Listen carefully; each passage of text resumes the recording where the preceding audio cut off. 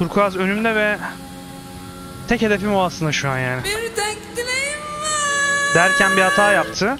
Ve bu hatasını affetmedik. Çok güzel, çok başarılı bir atak. Merhabalar, ben F1. Tabii 2021. Şimdi yine bir ranked videosuylayız. Yağmurlu bir sıralama seansı Fransa'da.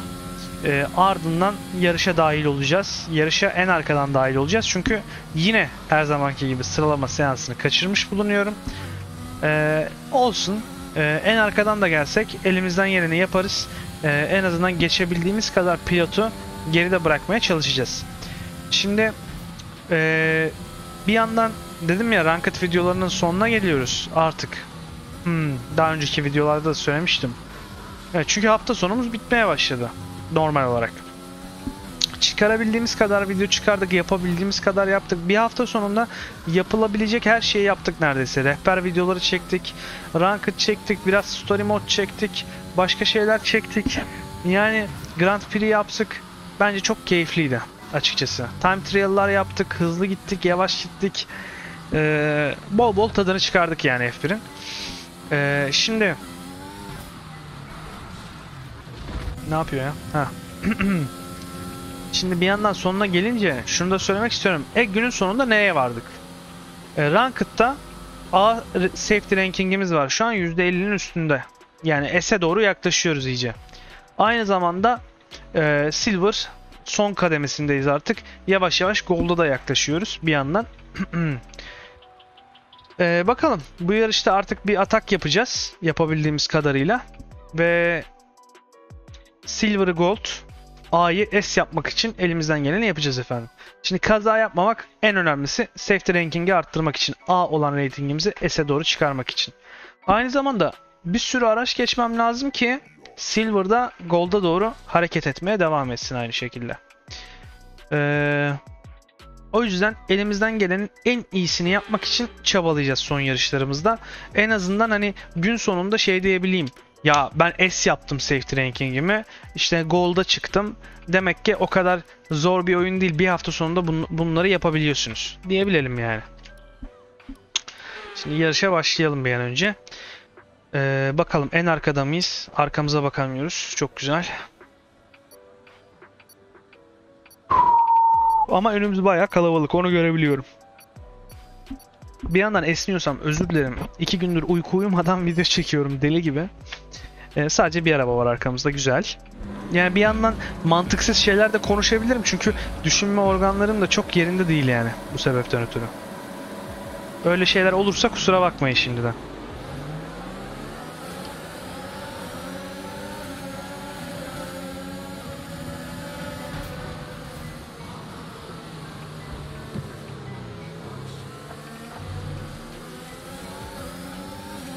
Neler oldu neler. İlk virajda birini kaybettik bile.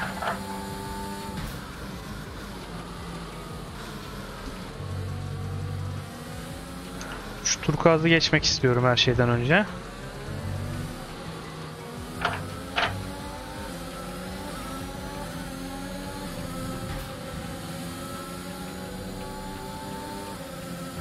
Bana geçit izni vermedi yani. Çok güzel savundu orayı.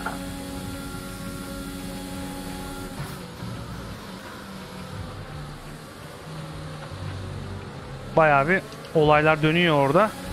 Bizim kazaya karışmadan geçmemiz lazım buradan.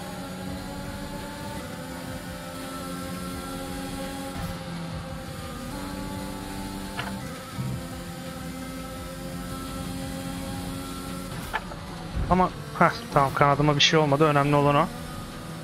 Azıcık bir dokunduk, bir şey olmaz o kadardan.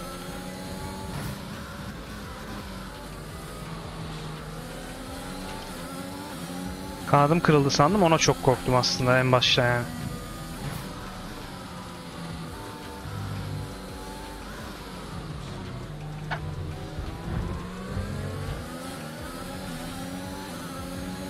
Çok güzel bir kapışma izliyoruz önümüzde. Aynı zamanda biz de o trafiğe dahiliz. Biz de araç geçmeye çalışıyoruz. Elimizden geldiğince.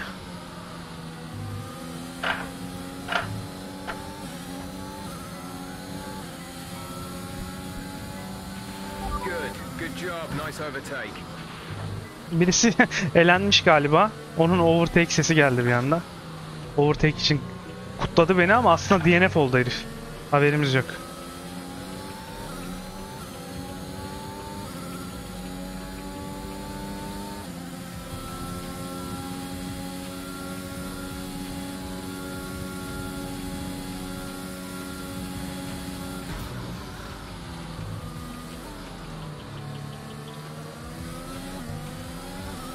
Yani kaçıncı başlamıştık? 11 mi? 12 mi?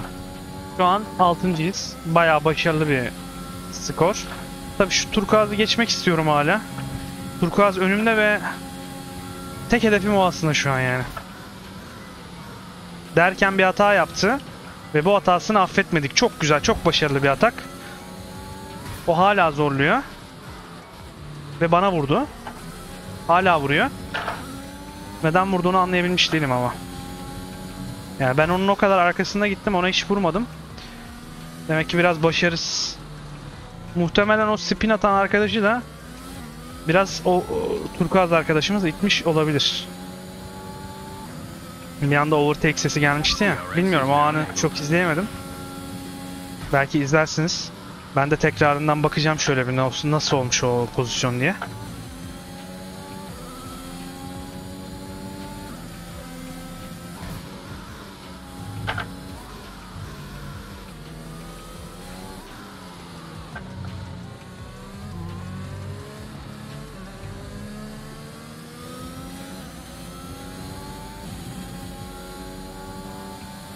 Çok güzel.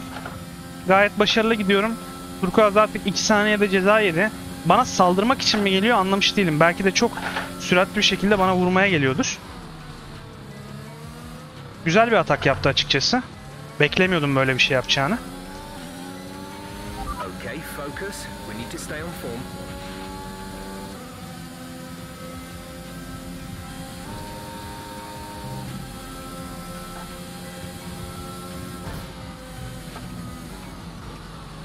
Burada yine aynı hatayı yaptı. Burada ikinci kez aynı hatayı yapıyor.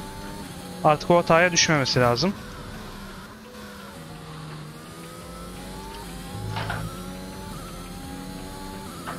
Bir saniye geçtim, artık DRS vermeyeceğim ona.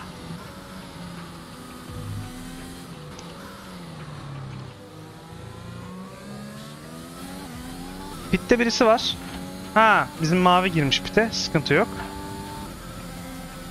Bu arada beyaz şimdi de rakibimiz. Beyaz yetişmeye başlamış. Sürekli birilerine karşı defans yapacağız galiba oyun boyunca. Bu şekilde ilerleyeceğiz. Anladığım kadarıyla.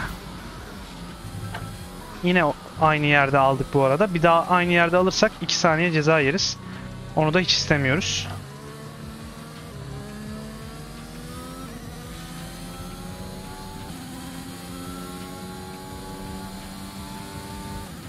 Güzel. Bu virajı en azından güzel döndük.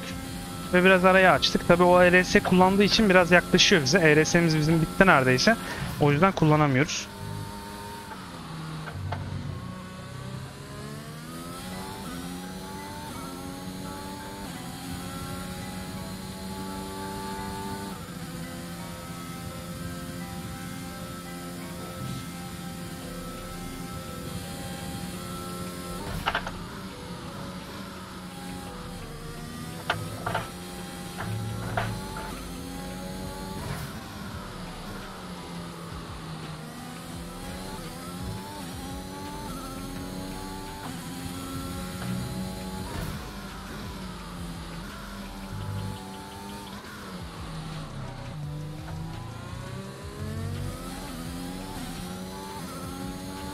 Burada ERS'yi basacağım. Yani bu düzlükte arayı açacağım ki tur boyunca 1 saniyelik DRS arasını kapatabileyim. DRS arasını açık tutabileyim yani. DRS'ime yetişmesin arka taraf. Aslında savunma amaçlı oynuyorum sadece şu an. Ön tarafa yetişmek mümkün ama çok da ihtimaller dahilinde değil. Arka taraf DRS'ime yetişmesin yeter. Şu düzlükte, ilerideki düzlükte. Ve yetişemedi, güzel.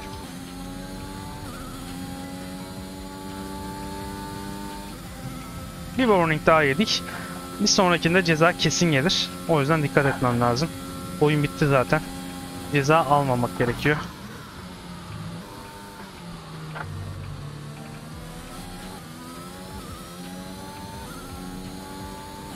Bayağı yaklaştım bu arada. Rakibimi geçeceğim yani.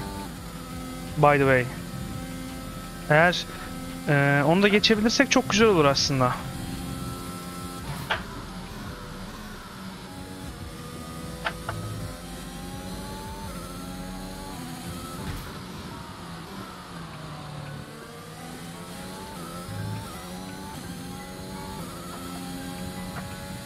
Bayağı arayı kapattık ama yarış bitmek üzere. Bayağı uzun konuştu bu arada. Yani 800 salise gibi farkla 5. olduk. Aslında neredeyse 4. oluyorduk, gördüğünüz yarım saniye. Belki bir tur daha olsa artık geçmek üzereyim. 2 saniyelik bir arayı kapattım bu arada. Bayağı başarılı. Güzel bir yarıştı. Çok keyfini çıkardım. Şöyle bir sonunu görelim yarışın. Bakalım ratingimiz kaç olmuş. Bakalım rankımız kaç olmuş. Siz bir görün. Onları istiyorum görmenizi. Çünkü son yarışlar bahsettiğim gibi artık bunlarda göstereyim ki ne olduk ne bittik. İşte bir hafta sonunda sadece ne yapabiliyoruz onları görelim hep birlikte. Siz de bunu başarabilirsiniz. Önemli olan dediğim gibi şu sadece kaza yapmamaya odaklanın yani. Driver of the Day olduk bu arada. En arkadan başlayıp tabii 5.liğe 4.lüğe kadar çıktığımız için Driver of the Day olmak işin şeyi oldu artık. Kolay bir kısmı oldu. Carlos Sainz'a çok benziyor. Muhtemelen Deluxe Edition olduğu için falandır diye düşünüyorum. Çünkü görmedim şeyde herhangi bir yerde Carlos Sainz'ı.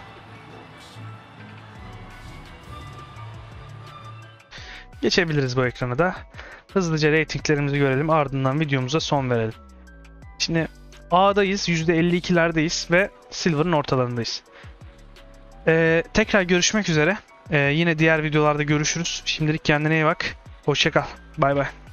Beden sağlam ama kafa hasta. Yapma bana şaka maka. Çünkü ben anlamam. 10.000 euro kafadan.